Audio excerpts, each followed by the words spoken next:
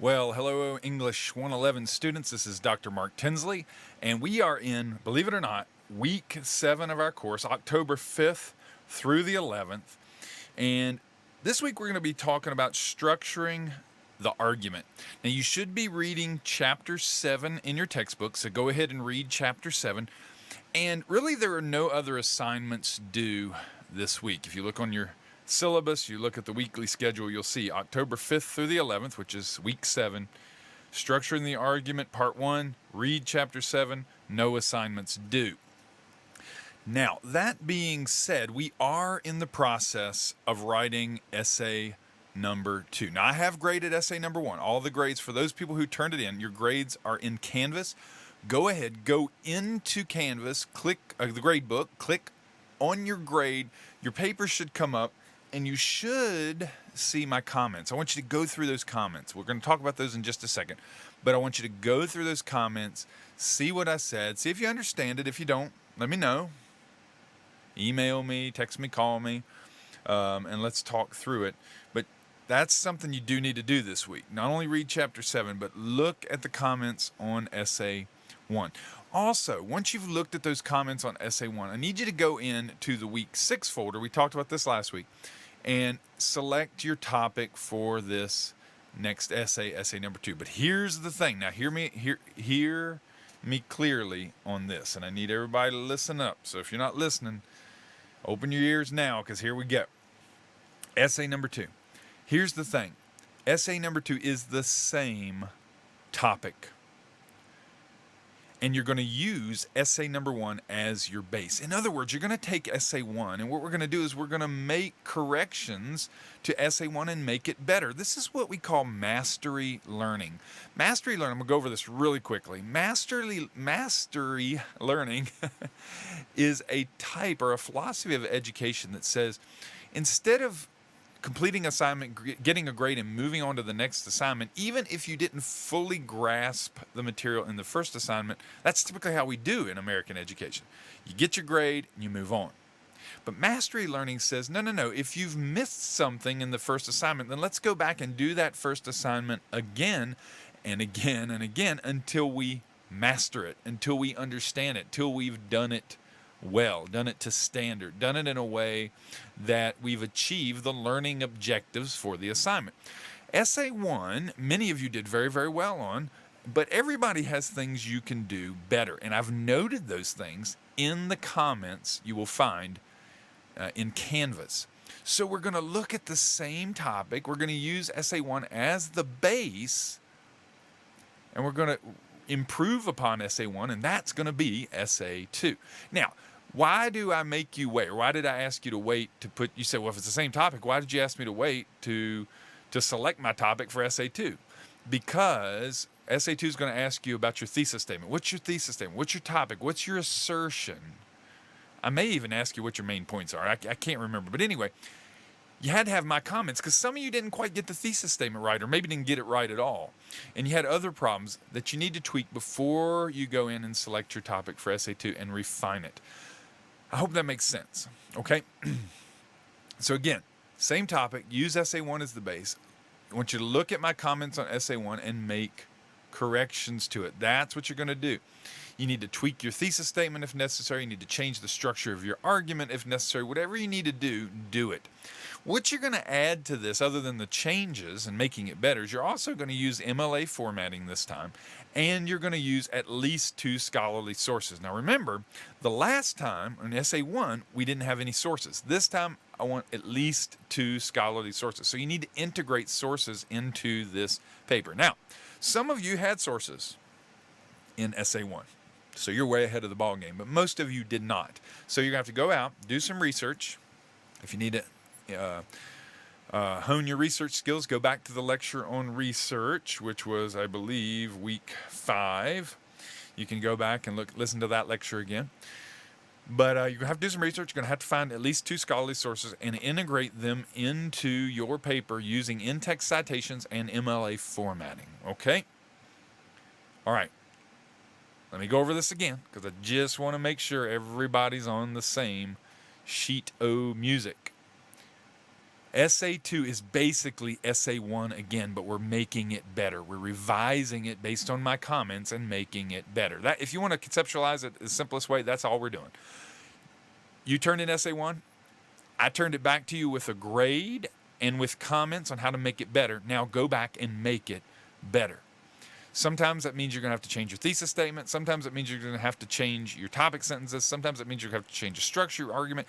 Hey, let's face it, some of you did really well. You might not have to change a whole lot at all except put it in MLA formatting and integrate 2 scholarly sources. Here's the key, though.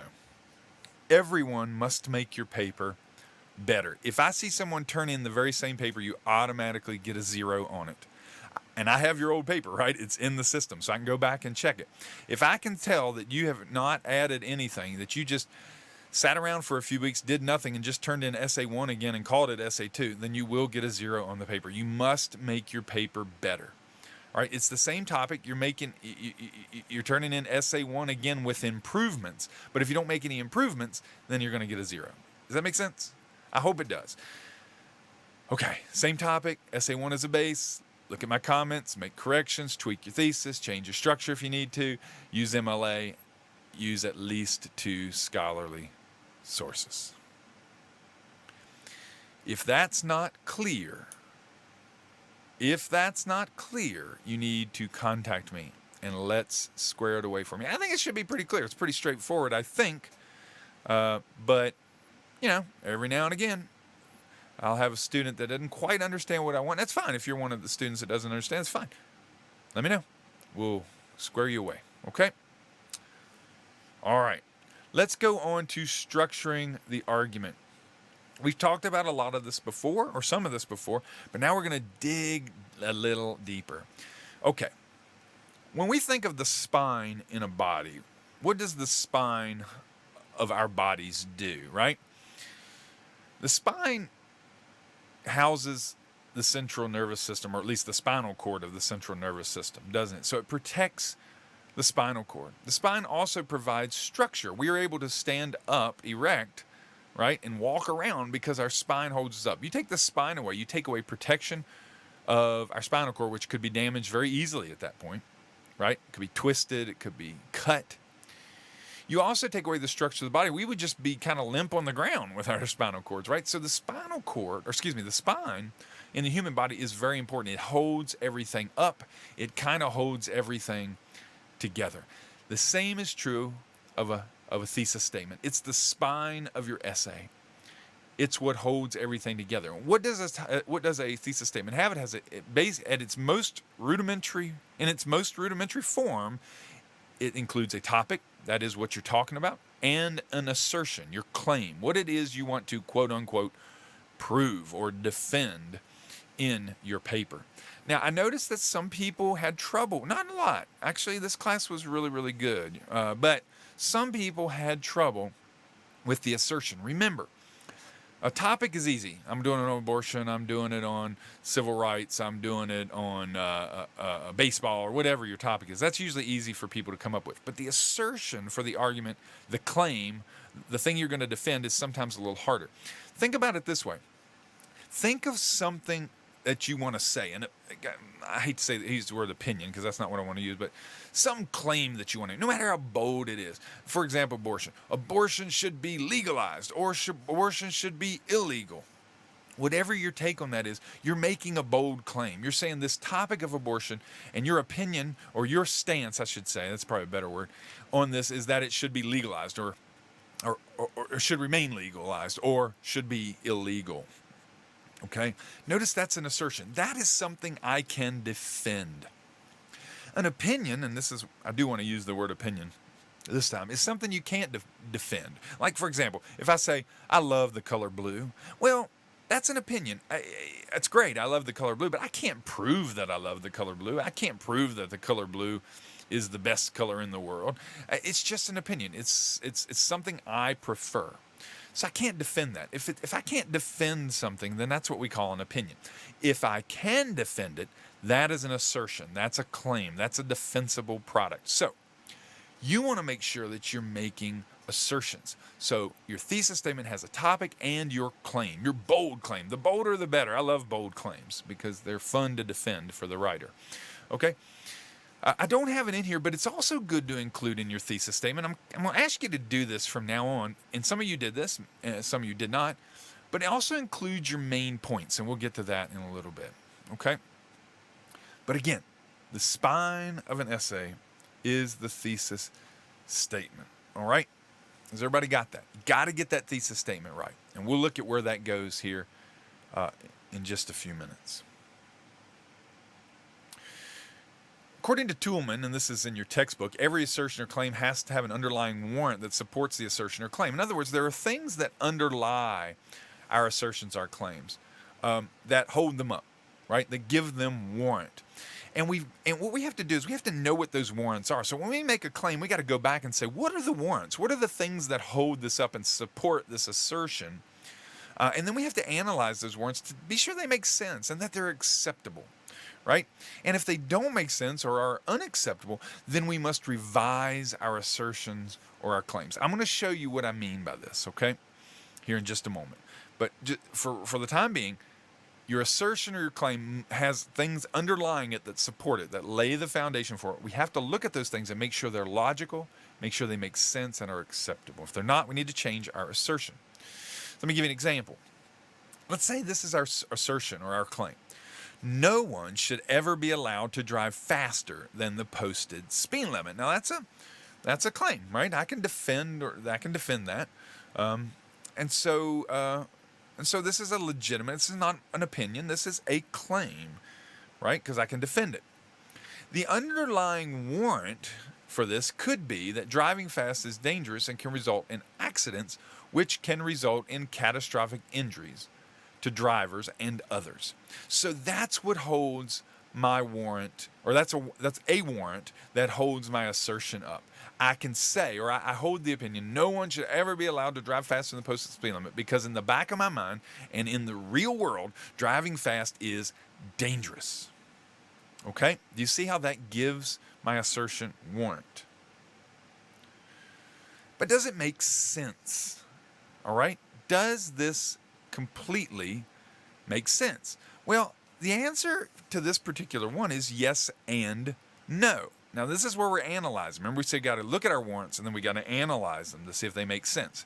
And the answer to this is yeah, it does, and no, it doesn't. For example, what about police officers and emergency responders? Are there times when they can be allowed to drive faster than a posted speed limit? I mean, if I'm at my house and somebody's breaking in, and I call the police, I want them to get there fast. So, hey, I want them right, to drive faster than the posted speed limit. Same thing if I'm at home and I'm having a medical emergency. I want the first responders to be able to get there quickly. So we got to think about that. So that's no, right? It doesn't quite make sense for police and emergency responders. And what about someone driving a choking child to the emergency room? Does it make sense then? Oh, just go the speed limit. Now, I know your child's choking, but you don't want to break the law. Well, obviously, if my child is choking, I'm getting to the hospital fast. And what about race car drivers on a racetrack, right? Obviously, they're motivated to go fast to win the race. And, of course, you're saying race car drivers aren't on the public highway, so this doesn't apply. Just humor me, okay? But you see that it does make sense. We know that driving is dangerous, but it also doesn't make sense because there are exceptions. And so this is where qualifiers come in. Qualifiers are words or phrases that demonstrate the limitations of someone's argument or assertion. They're words like few, some, most, often, in general, for the most part, typically, in some cases, and the list goes on and on. And these qualifiers say, okay, I realize there are limits to what I am saying. And folks, let me tell you, qualifiers are your friend. Right? Qualifiers can really get you out of some hot water. For example, in our example that we're looking at now, what if I revised my assertion or claim to say few people should ever be allowed to drive faster than the posted speed limit? Notice that I took out no one and I replaced it with few people. Few is a qualifier that recognizes the limitations of the statement that I originally made, and thus becomes a much better thesis. Do you see how I revised my thesis? I started with an assertion. I looked at the underlying warrants for that assertion. I analyzed those warrants to see if they make sense. And because in some cases my assertion didn't make complete sense, I used qualifiers and I revised my assertion to be more acceptable. And folks, you need to do this kind of thing with your thesis statement. So for essay number 2, go back and look at your thesis statement and revise it as necessary. Use qualifiers if you need to, but make sure that you are looking at the underlying warrants and analyzing them. That is key to make your argument sound. Okay? So that's the basics of the thesis statement. All right, let's look at the main body of your paper. Now, the main body is where we present our evidence, right? So we have our thesis statement, it makes our assertion. But now we have to have our 3 or 4 or 5 main points that support that assertion. Okay, so each main body paragraph should present only one evidence or reason to support your thesis statement. You don't want your main body paragraphs to be just a bunch of information being thrown at your reader. Some of you did that on this paper, and I kind of expected it in some cases, right? I mean, it's just what happens. When you're writing your first paper, sometimes you do this sort of thing.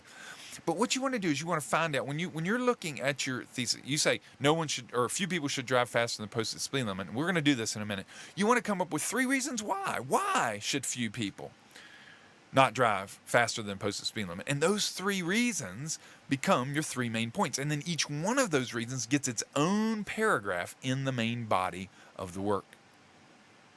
Now, each of those main body paragraphs should begin with a topic sentence that clearly states what the evidence is. So your first sentence in each main body paragraph is a topic sentence that says, okay, now this is the main point I'm going to talk about in this paragraph. And then the rest of that paragraph should present the facts, the anecdotes, the statistics, or whatever that support that reason or that evidence.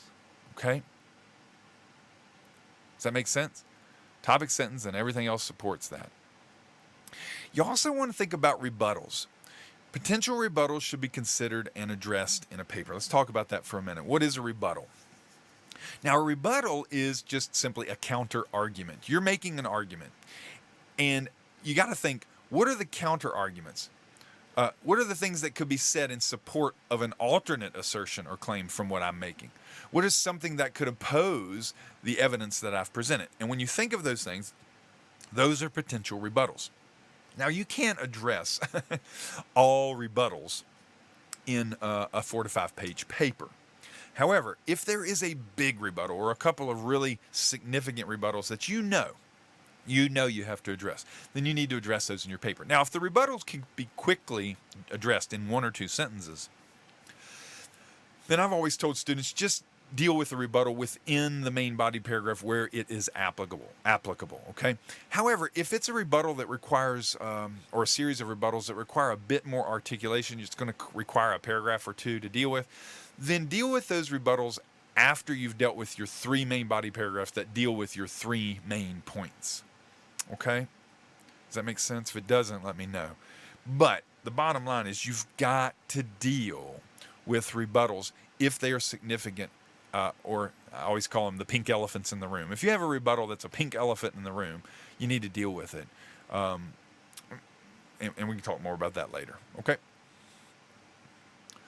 So let's look at some main points. What do main body evidence's main points look like? So our thesis, we're just going with what we've been talking about already. Our thesis is few people should ever be allowed to drive faster than a posted speed limit. So then I asked myself, what are the reasons why I say that? And here are my 3 reasons. My 3 reasons, evidences, whatever you want to call them. 1, driving fast limits the driver's reaction time, right? 2, driving fast can cause accidents. And 3, driving fast doesn't allow the driver to enjoy the scenery. Now those, I know that last one's kind of dumb, but I'm just using it as an example. So now driving fast limits reaction time, driving fast causes accidents, and driving fast doesn't allow the driver to enjoy the scenery. Those become my 3 main points that I then expand into 3 main body paragraphs. So my first paragraph would be driving fast limits the driver's reaction time, and then I would talk about that. Use statistics, stories, facts, whatever I need to do to support that driving fast limits a driver's reaction time.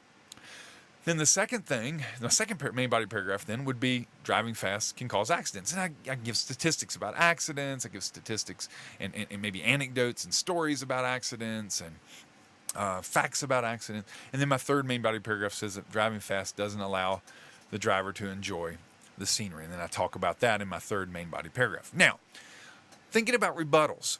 What's a possible rebuttal to this last one? Driving fast doesn't allow a driver to enjoy the scenery. Well, one possible rebuttal is that people often need to get to their destinations quickly, and viewing scenery is not a high priority. I mean, let's face it, most of us are just using transportation to get to work, right? I mean, get to work, get to do the things, take the kids to the baseball games, softball games, basketball games, football games. We're not worried about the scenery. We're just worried about getting to our destination. And so that might be a possible rebuttal. And so your response to that might be, however, life is short and we must enjoy it while we can. So you see how we make our main point, driving fast doesn't allow us to enjoy the scenery. We think about the possible rebuttal, we address that rebuttal, and we respond to it. And that's what you do. That's how you make a legitimate, solid, intellectual argument. Okay? I know I'm going through this quickly, but I'm hoping that you'll read chapter 7 and you hear this lecture. You can ask me questions. You can go to the writing center or whatever. But this is the basics of writing a solid main body or solid essay, right? We start with a thesis. We make up our 3 main points or 4 main points or 5 main points. We think about possible rebuttals. We draft our responses to those rebuttals. And then we write our conclusion. And in a conclusion, we do 3 basic things. We restate our thesis statement creatively. Don't just do a copy and paste from the introduction. We restate our main points creatively. And we give the reader a next step or 2. That is something to do with the information presented. Folks, it's great if you write a solid essay, but if I don't tell my readers what I need them to do now that they have all this great information that I just gave them, this great argument that I've made, then they might just put down my paper and walk away. But I want them to do something with it, so I need to give them next steps. Let's say something a little more about introductions. We kind of blew through the introduction. We just talked about the thesis earlier. Thesis is part of the introduction, right? And so let's talk about the introduction just a little bit. First of all, the introduction should start off with a sentence or 2 that draws the reader in. Now, you want to use a story, statistics, a fact, whatever, to gain the reader's attention. Some of you did this very, very well in essay number 1. But if you didn't do it on this one. Draw me in as your reader. Give me a crazy statistic or a quote or something that grabs my attention. Folks, if you don't grab your reader's attention, you may not get your reader's attention, okay? So you got to grab it. Get out there. The next thing you want to do in an introduction, the next few sentences, should be to give some background on your topic. Whatever your topic is, just talk about it very generally. Do not start to make your argument here. Just give some general background about it. And then finally, the last sentence in your introduction is your thesis statement. Everything leads up to your thesis statement. So, when you are writing a basic 5-paragraph essay, this is what you're doing. You're starting with an introduction that starts off with a draw, a catch, background information, and then finally the last sentence is a thesis statement. And that thesis statement should be 1 sentence. It should contain a topic, an assertion, and your main points, right? Your 3 main points.